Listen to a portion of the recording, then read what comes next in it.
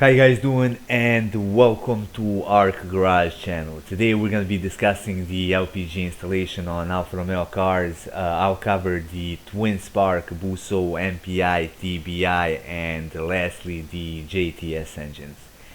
Now, I did the LPG installations for a couple of years, and LPG in my opinion is a great thing. However, not all cars will run on it smoothly, and there are certain engines which can't be equipped with such systems.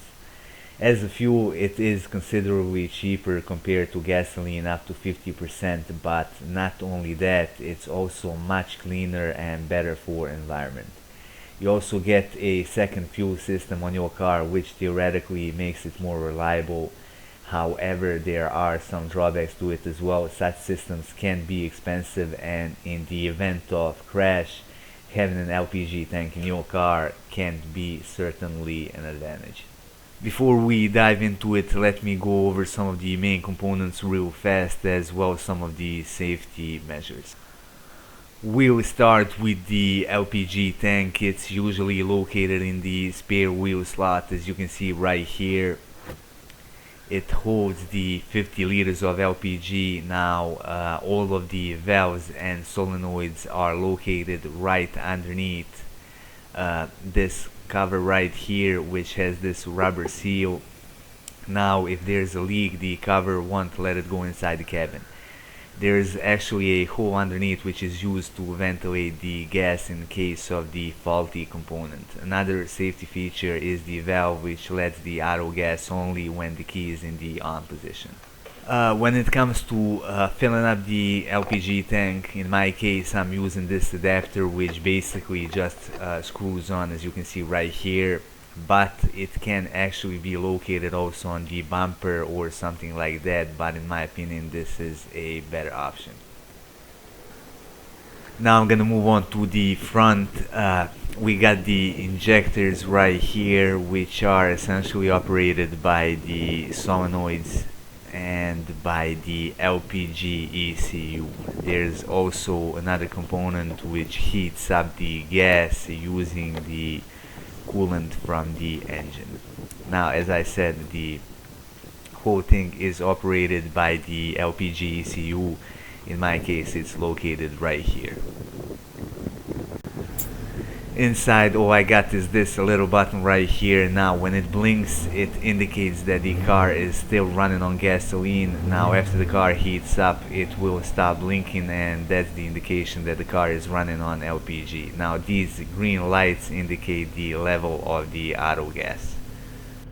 Now that we got that out of the way, let's discuss the twin spark engines and their compatibility with a LPG systems. Now this right here is my 4th or 5th Alfa that I ran on LPG, and I have done hundreds of thousands of kilometers.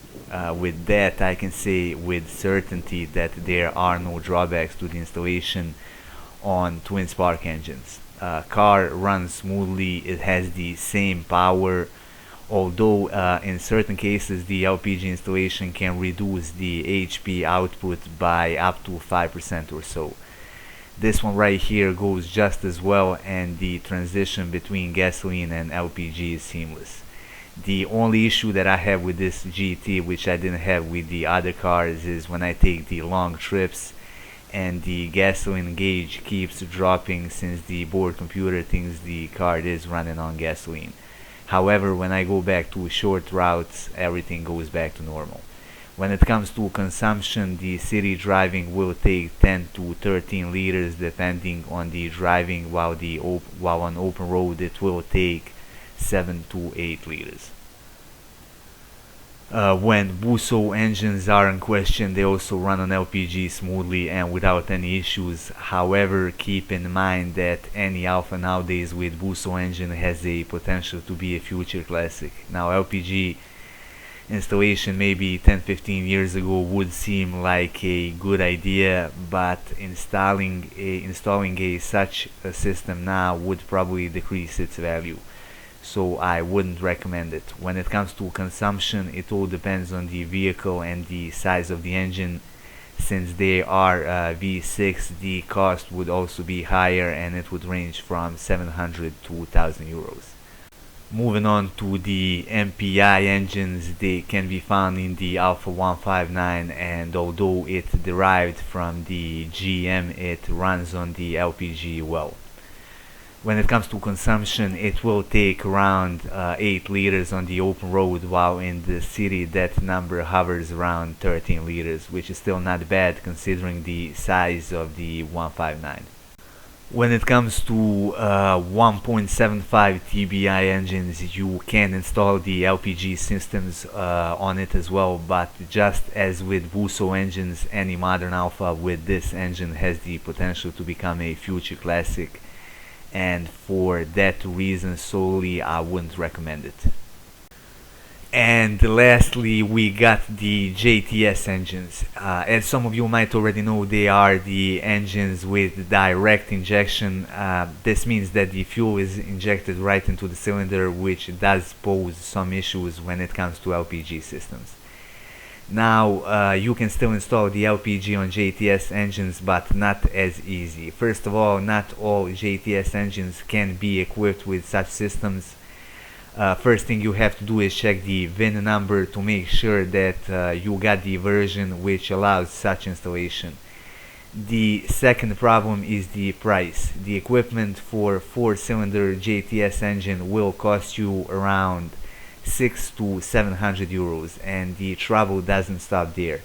Since they are directly injected, these engines will have to be set up in such a way so they consume 30% of gasoline. This has to be done so gasoline cools down the injectors and prevents the damage. Since LPG installation on these engines is expensive and still takes some 30% of gasoline, I personally wouldn't recommend it. That would be all for this video. If you liked it, hit the like button and support our channel by subscribing and by sharing our content with the rest of car enthusiasts.